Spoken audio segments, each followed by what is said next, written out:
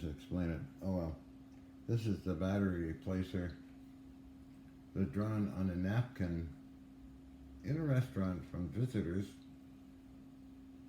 1993. Size of a D cell. So I'm told. I mean, interesting. So this is a rough drawing of a cutaway, let's say, of the battery replacer as I remember it. Although I could probably put in more detail and all that, but the center part here was a vibrating magnetic field of metal of some kind. Okay, and it's run by some type of junction barrier technology at the very end of it, so I'm told. I remember the word niobium metal was used and other compounds to excite the magnetic field in this bar here. The little dots around that, of course, is a coil. A very, very fine turns, number 3228 wire jammed in there, and the long bars here, 1, 2, 3, and 4, are capacitors that actually store the energy. It's just constantly on its own self-reactive, much like barium titanate, I guess. But in this case, there was a system at the very end of this bar. I don't know what metal, niobium, something very magnetic that oscillated. Much like Alex Pizarro's famous rock that would switch its magnetic field roughly at 5 cycles per second. This was way back in 1980 or 81. Alex showed me the rock and I played with it and put it on a sensor, magnetometer, and that sure enough was somewhere around 4 to 5 cycles per second. He gave me the rock.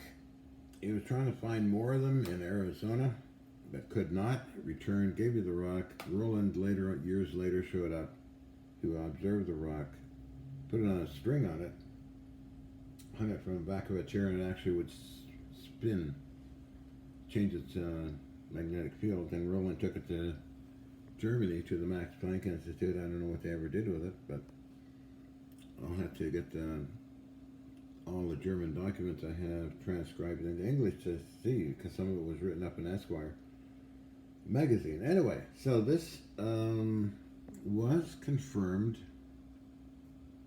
by an agent in Ireland for the U.S. military. A lot of weird stuff was going on at that time. Oh my God. I might have some of the old emails printed out. There was, I'm trying to remember the guy's name. I have all their names somewhere. From Australia, from Ireland, from the United Kingdom. And one nickname they used was Santa Claus. I almost had the name of one of these guys on my... Anyway, back to this battery replacer. It was confirmed by one of those gentlemen by phone a long time ago. He just simply said, oh yes, we have those. Which I find interesting. Why isn't it in the public? You know, because the military industrial complex is at least 10 years ahead of what's known now, so I'm told by different people over many years' time. So, that intrigued me, of course, and that kind of inspired me to present to certain people the barium titanate cylinders. And the first prototype was 8 cylinders in a circle. It was a switch that went around, discharged them. Each time made a pulsing neon argon lamp glow. And it was of great interest to a number of people. Carl David Anderson and the Ria Trade group of businessmen around the world. That's what they're doing, and they're going to get investors in, but they never showed up. July 9th. Wow, that's a long time ago. Anyway, that inspired me to work on the resonators from the warships used in the sonar room, Jezebel. The wafers seem to have their own properties, and they seem to match fine with this. It's not this, but the barium titanate cylinder, and that's prompted me. Once I got major funding, I was able to get some from Goodfellows and Serac Company, made to my specifications, because I did a lot of studying back then. So that led to roughly either 1.5 volt with a lot of working milliamperes, or 3 volts system. That Japanese liked them, and Richard Brewer from the United Kingdom, and I had one built, several of them built.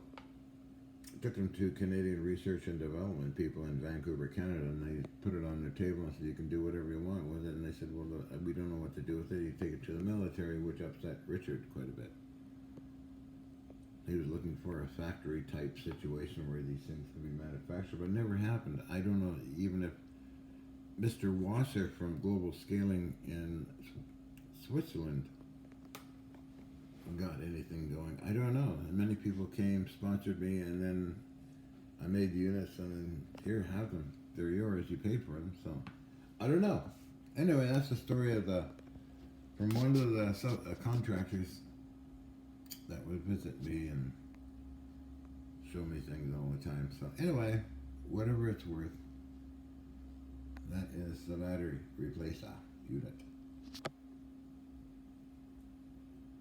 Yes, in a way, if you look at Tesla's patents on its thermomagnetic motor system, pyromagnetic motor, I believe, it would work if you can get the magnets to shut off and on their own. Although he used heat to eliminate the magnetic field, and once it cools, it's like an old steam engine, for Pete's sake. Then along came Dr. Franklin E. Mead's first patent accepted on a device for collecting incidental radiation, or the Casimir effect. And that all kind of went, a lot of the patent applications, the rights to it went to IBM. Nevertheless, that's a long story. If I had sponsorship, I might consider building one of these things, because certain junction barrier diodes and transistors have unique properties. And I got a rough idea on how this thing works. But, you know, okay, so, cool. There was a big commotion about Dr. Fogel's transistor some years ago in 1994, Denver, Colorado, at the Energy Conference of '94 at the Stanley Steeper Hotel. Might have seen diode transistor systems would seem to be self-reactive, mostly from Vintage Electronics, because George Litzicase, my other partners, a long time ago, and Alec wanted to make a field stress detector, and they succeeded in doing so, using diodes and transistors and stuff. Anyway, I'm going to shut up. Okay, guys, take care.